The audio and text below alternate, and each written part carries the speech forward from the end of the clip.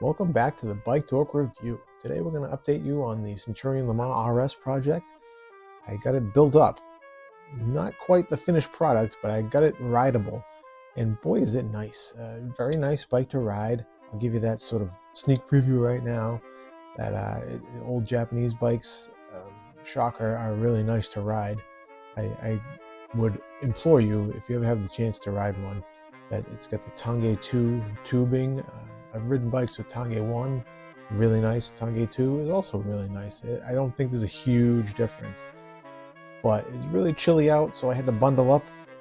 But I did get out for a spin on the Centurion. It's just really smooth. Everything was quiet. Everything worked well as far as what I ended up putting it together as. But I'll explain that in a minute. Little cobblestones there in Worcester are still around. Originally, I had a 38T chainring. I ended up swapping that out on the Dura Ace crankset to a narrow-wide 38T chainring. That was the start of my woes. The chain line, the distance from the middle of the frame to the inner chainring on a double. It was spot on with the new external bottom bracket that I got. It all fit together nicely, but the chain line was just a little off. It caused some real cross-training issues on the highest gear, the smallest cog in the back. I was skipping a little bit, but I was willing to kind of live with it a little bit. I had Campagnolo shifters up front, and those weren't working too great. I think I needed to do that alternative cable routing. It was a whole thing, but I kind of went back and forth. I installed it, reinstalled it, moved the chain ring around. Nothing was quite working to my satisfaction, at least. So you can see here I'm tightening up that narrow-wide chainring, and I do think that Dura Ace crankset just looks so cool.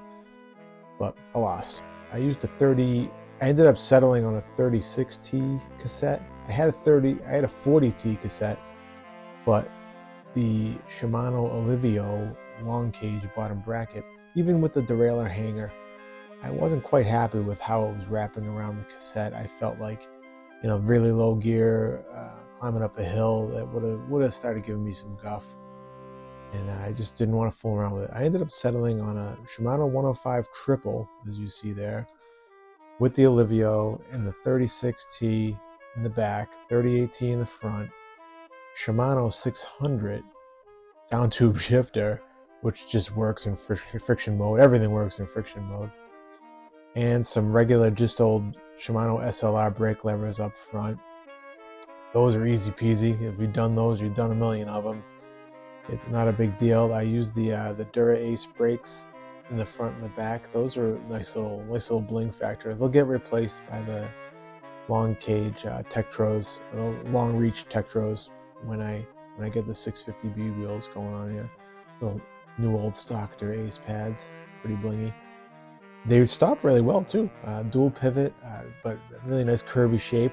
Really nice set of brakes. They went on well, easy peasy.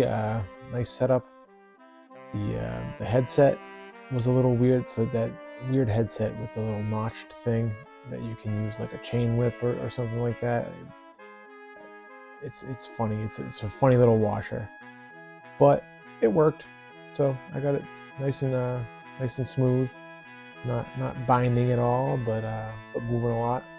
And then I just wanted to get out and ride it. I was really getting impatient. I think I've had this bike since the end of the summer. I think was when I first started making videos on this bike. It's almost January. So got my stuff. Got a couple Allen wrenches, which I didn't really need because I kind of nailed the setup with the saddle and the seat post height and the stem and the handlebars. Everything was kind of, I don't know, dialed. I might fool around a little bit with the brake lever position, but I got to get the tape on first to see how that kind of transition is on the hoods. But we'll see. But it was very comfortable. It's a 58 centimeter bike, which is my size, so it just fit. So I just kind of tooled around on a Sunday morning in Worcester. It was cold, but you warm up when you're going on a bike. And it was just uneventful as far as mechanicals go. It didn't have any issues. There was one time I was going up a little hill where I kind of skipped. I think I kind of torqued the frame a little bit, and old spindly steel frame kind of knocked me out of that friction, the gearing. But that was probably user error. I probably wasn't fully in that gear in the first place. Riding no hands here, that's always a good sign when you shake down a bike, is that if you ride no hands and it just keeps tracking straight, that means the frame is pretty straight.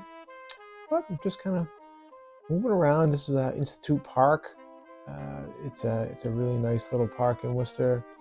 There's a nice little boardwalk they built a couple of years ago that goes along the back of the pond. Salisbury Pond, I think it's called. Really nice. It's not very long, but just kind of a nice shortcut that gets you back over to Grove Street. Like I said, I think my next plan for this bike is to get those wheels on. 650B wheels, I'm pretty sure, I keep saying it's up in the air, but I'm pretty sure that I'm going to build a set of wheels from scratch. That'll be fun.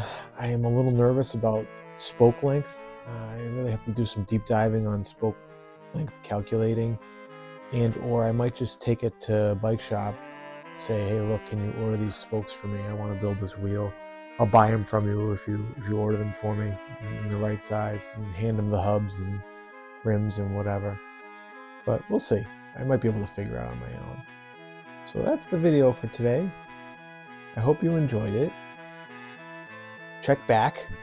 I might just do a couple more rides over the winter, ride videos. I do have a couple other projects that I'm going to start. I've got some maintenance for the fleet.